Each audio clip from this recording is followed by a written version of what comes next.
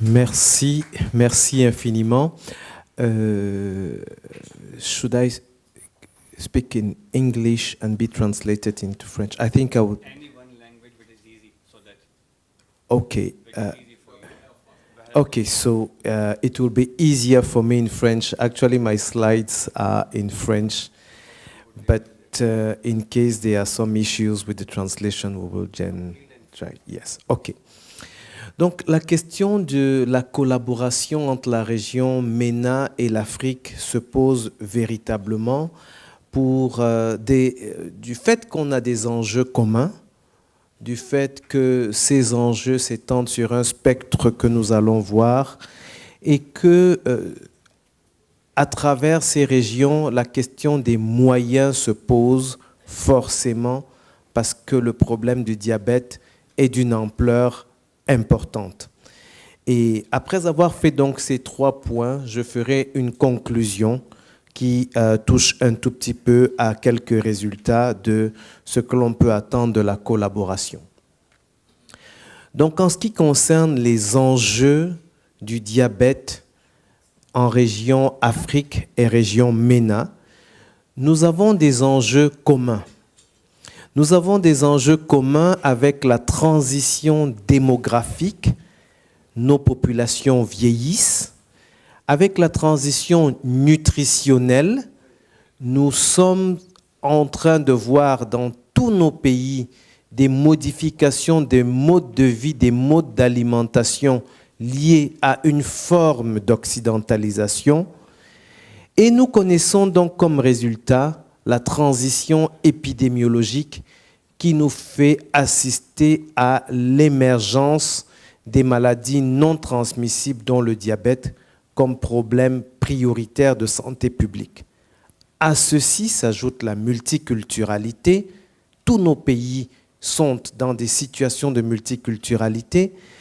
Des enjeux économiques, parce que derrière les besoins de coopération, il y a aussi la question de la compétition qu'il faut pouvoir joindre dans une approche Afrique-MENA. Et enfin, la question du financement et les questions éthiques. En termes d'enjeux opérationnels, nous sommes tous confrontés au fait que les enjeux médicaux dépassent désormais le simple soin curatif pour toucher aux questions de prévention et surtout d'éducation thérapeutique. Nous avons la question de la formation initiale et continue. Tous nos pays n'offrent pas des formations spécialisées dans les disciplines touchant à la diabétologie et donc un des enjeux de la coopération, c'est la formation. Et enfin, l'enjeu de la recherche. L'enjeu de la recherche parce que la recherche sert à générer des savoirs, parce que la recherche, c'est un enjeu économique, parce que la recherche, c'est un îlot d'opportunités, parce que la recherche permet de bâtir des carrières, et on est obligé d'y penser aussi, et parce que c'est un enjeu de coopération et parfois de compétition. Parce que la recherche est l'endroit où se développe le plus la réflexion sur les questions éthiques en rapport avec notre environnement culturel. Oui, la recherche, c'est un enjeu économique, c'est un enjeu stratégique, parce que le savoir est en train de devenir la denrée la plus importante dans le monde. Et on cite pour exemple le Japon qui a un sous-sol quasiment vide, mais qui est une superpuissance du fait du développement de l'intelligence, du fait du développement des savoirs. Et donc l'enjeu de la coopération, de la collaboration Afrique-MENA, un des enjeux centraux, c'est l'enjeu des savoirs, qui deviennent qui est un des plus importants leviers de développement économique. Et enfin, il y a ce que j'ai appelé l'enjeu réticulaire, le networking, l'enjeu transdisciplinaire, aller au-delà de notre petite spécialité. On l'a vu hier avec les interventions des cardiologues, des néphrologues et des ophtalmologues. Et un enjeu transnational, parce que nos petites frontières ne sont que des démarcations que l'on pourrait qualifier de politiques pour régler des problèmes qui sont beaucoup plus petits que les problèmes de santé. Donc voilà un peu mis en perspective nos enjeux. Mais quel est le spectre de la coopération possible pour faire face à ces enjeux? Ça recouvre en fait le spectre de la pratique de notre spécialité. Il y a la prévention en population générale. Nous devons réfléchir à des stratégies de population générale qui ne font pas répéter l'étude de DPP dans chacun de nos pays. Par exemple, on pourrait avoir une étude DPP pour nos pays qui soit applicable. Il y a l'enjeu du soin, la routine avec la question de la délégation de compétences, task shifting.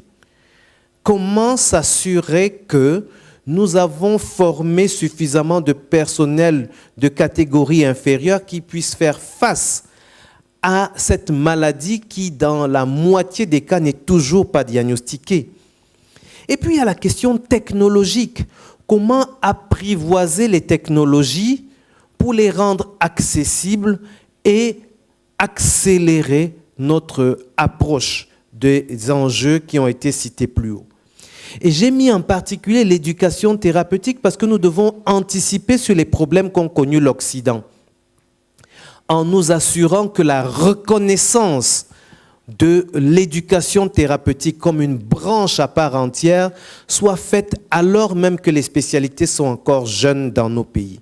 Et bien sûr, la transdisciplinarité. Le spectre des urgences en formation va donc recouvrir et les médecins généralistes et les spécialistes, les enseignants-chercheurs, mais j'ai souligné les leaders. Nous avons besoin de ce que les anglo-saxons appellent les champions. Nous avons besoin de former des leaders qui vont changer le cours des choses, qui vont influencer au-delà de la simple connaissance de leur discipline, qui vont influencer la société et les politiques. Et bien sûr les paramédicaux. Je ne vais pas faire le tour du spectre de la recherche, mais insister sur le fait que nous pouvons nous associer pas seulement dans des grosses études interventionnelles, mais nous pouvons réfléchir à de l'observationnel sur les patients et peut-être même sur des données très simples qui vont nous permettre d'avoir des conclusions appelant des actions et pouvant être traduites en des termes politiques et économiques simples. En sachant que les cibles de la recherche, pour nous, ça peut être la caractérisation des patients que nous voyons. Nous avons des phénotypes particuliers. Ça peut être la caractérisation de la réponse à diverses molécules. Nous ne sommes pas sûrs que nous avons exactement la réponse aux mêmes molécules chez tous nos patients à travers les régions que nous représentons. Il y a comment est-ce que nous évaluons la pharmacopée locale? Nous avons eu une conférence hier sur le charlatanisme, mais comment discriminer entre le charlatanisme et le vrai si nous n'avons pas des protocoles communs d'évaluation? Et bien sûr, l'impact des nouvelles technologies, elles diminuent le coût de ce que nous pouvons faire. Et puisque nous parlons de coût, nous allons brièvement parler des moyens de la recherche pour dire que nous avons finalement une grande richesse thématique. Nous avons les ressources humaines qu'il faut valoriser. Nous devons conquérir des infrastructures. N'attendons pas des infrastructures dédiées à chaque spécialité ou bien des infrastructures dans chaque pays. Nous devons conquérir le service, par exemple, de Mohamed Belhadj pour être un service sous-régional ou régional de formation pour nous tous. C'est ça la conquête des infrastructures. Tout le monde ne doit pas être obligé de reconstruire les mêmes choses. Nous devons conquérir un espace comme celui-ci. Et bien sûr, développer et entretenir. J'ai mis en majuscule, entretenir les collaborations, ça nécessite de la communication. Il y a la question du financement. On dit qu'il n'y a pas assez de financement pour la recherche. Mais en réalité, nous devons être innovants dans nos régions en nous posant la question, qui a intérêt à financer? Et leur dit quel intérêt ils ont à financer la recherche et dire à nos politiques le devoir qu'ils ont de financer pour arriver à développer une situation différente de celle qu'a connue l'Occident. En Occident, ils en sont les grands research councils qui financent la recherche sont à des taux de succès inférieurs à 20%, c'est-à-dire que c'est de la loterie. L'Afrique et la région MENA ont des chances quasi nulles, en tout cas infimes, de conquérir ce type de financement qui s'apparente presque à la loterie. Nous devons donc être innovants dans la génération des financements pour la recherche. Je vais donc conclure puisque j'ai couvert largement mon temps, je pense, il ne me reste pas beaucoup de temps, en disant que lorsqu'on regarde PubMed, en rouge, c'est le nombre de publications sur le diabète dans le monde.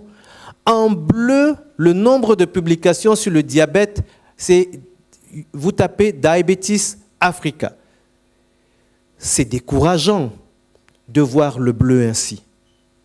Mais je veux voir les choses en bleu de façon encourageante. Quand on regarde juste le bleu là, tout seul, j'avais fait ça en fait en mi-2016, donc 2016, ce n'est pas la réalité. On se rend compte que ce qui ne semble ne rien représenter est en forte croissance. Il y a donc de l'espoir et je veux nous laisser avec des réflexions de paysans en parlant d'arbres. Ce que nous devons faire dans la collaboration, dans la coopération, c'est de développer les racines pour qu'un jour nous soyons fiers des fruits. Je vous remercie.